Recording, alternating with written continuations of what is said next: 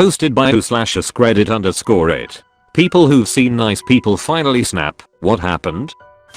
When I was in like 3rd grade there was a kid that was bigger than everyone because he was a year older. I think he had to do a year again because he was ill for a long time. Anyways, he was pretty quiet and kept to himself most of the time. A friend of mine liked to call him names and pick on him, but the big guy would always just ignore him. One day we were in art class and we had to do a scale model of something. The big kid was working on some kind of house. My friend for whatever reason thought it would be fun to walk to his desk and push the model off, so he did. Well, the big kid didn't take this one so well. He grabbed him by the waist and basically suplexed my friend on the floor. Luckily he didn't get seriously injured. The big kid got suspended for a couple of days, but at least my friend never picked on him again.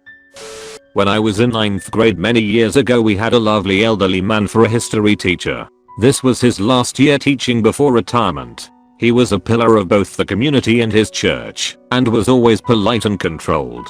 One day a boy deliberately knocked the books off a girl's desk on his way to his seat at the beginning of class. The girl, Linda, asked for help picking them up, and he refused. At that point Linda went up and complained to our teacher. As Linda was on her way back to her seat the boy threatened her in some way. All of a sudden our elderly teacher went flying down the aisle with a roar, picked the kid up by his shirt, and dragged him out of the room. Our teacher was gone for at least half of the period, but the rest of us were so frightened that we didn't even talk to each other above a whisper or get out of our seats. I think that we were afraid that he would still be in a rage when we returned. However, Mr. Hetrick returned in a happy frame of mind, made no comments about the incident, and taught for the rest of the period. I think that the boy may have been suspended for several days. He was obviously in a great deal of trouble. This woman, Mary, I worked with was always pleasant and cheerful, said hello in the lunchroom, and was generally liked. She worked in finance in special projects. She said she wanted to retire in a few years, and she had been working there for 15 years. Her boss started pressuring her to complete our annual budget report faster, but this thing is huge and comprehensive and a figurative beast. Mary told the boss it would be ready in a couple of weeks, per the usual schedule. The boss said that it needed to be completed within 1 week to give to the higher ups. Mary said it wasn't possible. Boss emailed Mary plus CC a bunch of coworkers and the assistant managers, calling Mary out for a poor work ethic and for making the department look bad. Mary said it wasn't possible and didn't appreciate being bullied.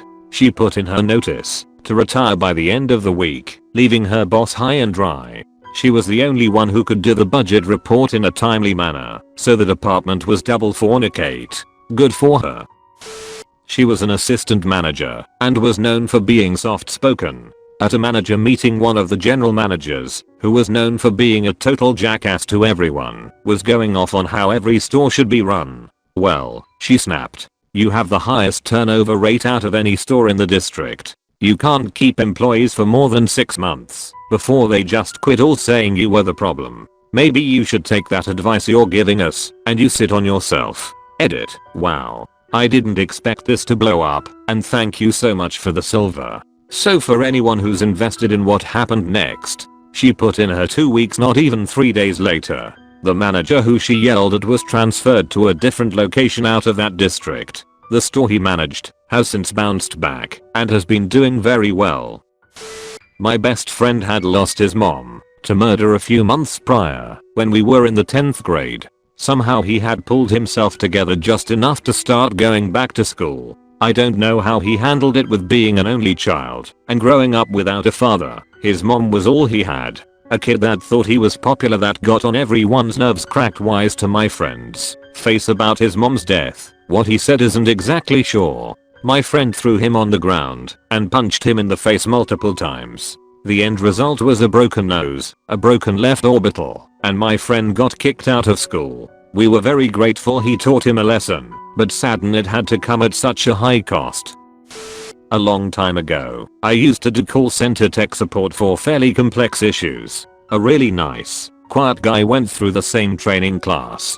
He talked if you talked to him, but never went out of his way to chat. Right after training, the call center changes a ton of stuff. We start getting squeezed on the amount of time we can do documentation. how much research time we have, just metrics in general. It was utter bullpoop, because the favorites got to go on smoke breaks as often as they wanted with the managers. We'd essentially be punished for that, because we had to keep the average numbers in a certain area.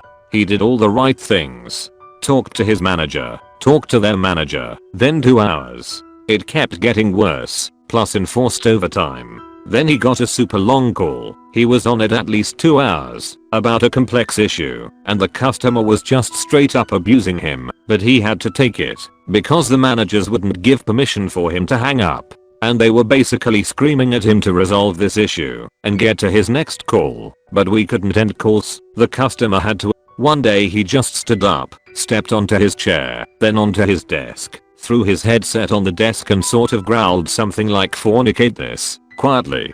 He looked around, staring people in the face, especially the people who took those long breaks and the managers. Then he walked out and no one ever saw him again. Everyone was super quiet and afraid to move or say much of anything.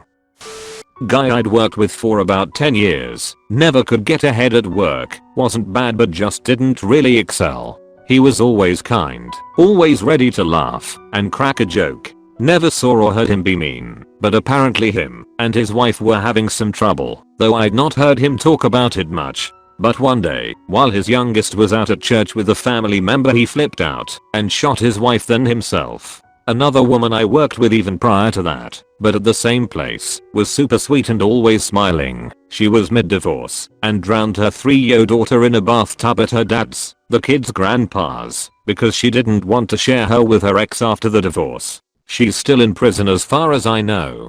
Both are kinda fornicate up.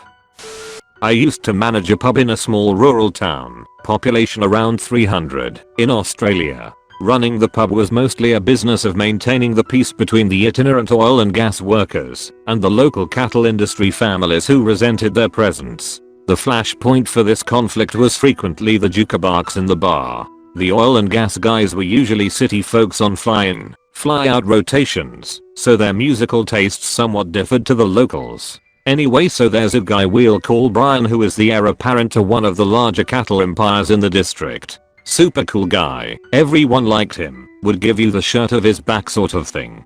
Brian had a daughter who just married and was pregnant with her first kid. Sometime during the pregnancy she'd noticed a dodgy looking blemish on her butt, though she figured she'd wait till she had the kid to get it looked at. Months later, she's had the kid, goes to get it checked. Skin cancer, metastasized everywhere.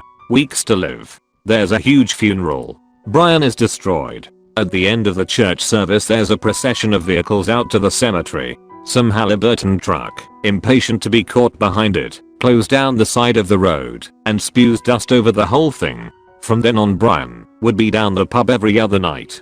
He'd get half smashed and then put that freaking If I Die Young song on the jukebox that was popular like 10 years back. Man was circling the drain but nobody really knew what to do about it. Anyway, one night, Brian's at the bar and the song is on the jukebox. Some guys in Halliburton patched hivers start bad about the song choice. I tell them to just leave it be, but one of them gets up and unplugs the jukebox.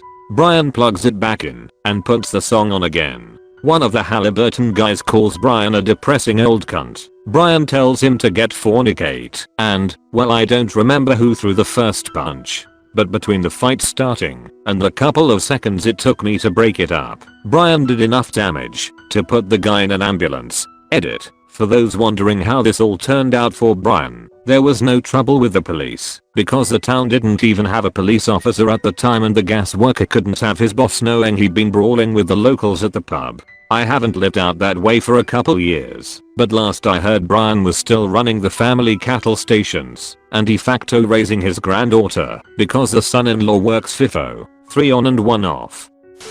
In middle school, my 6'2" gentle giant friend who is literally the nicest guy you'd ever meet, got teased about his mom by some short popular kid. My friend no hesitation picked him up by his shirt and slammed him against the locker at eye level and said, "Never talk about my mom like that." One of my favorite memories of him. One of my friends, a nice kid, was getting poop talked by some butt, and when one of them made a comment about his mom, he literally dragged him by his shirt into the bathroom and broke his nose and left him covered in bruises. When I was in high school, my group of like 6 friends was sitting at a round table in the cafeteria for breakfast. A table over, some girls had been tossing small chunks of their food in our direction. My one friend, M, wore her hair in an unusual, spiked up style, and I guess the girls at the table were trying land food in her hair while cackling to themselves. Cue my quiet, sweet, introverted friend, K, getting so angry I swear steam was coming out of her ears. One of the girls had thrown a decent sized piece of her egg patty at us, and it landed on the floor near K's foot. K proceeded to step on the egg patty, pick it up off the ground, walk over to the table of bullies, and shove the egg directly into the mouth of the one who had thrown it.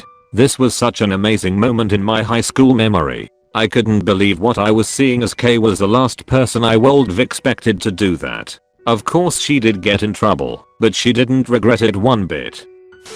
Back in 5th grade, I was super lucky to have the elementary school's favorite teacher. Every single student loved her. My class was always super loud and annoying.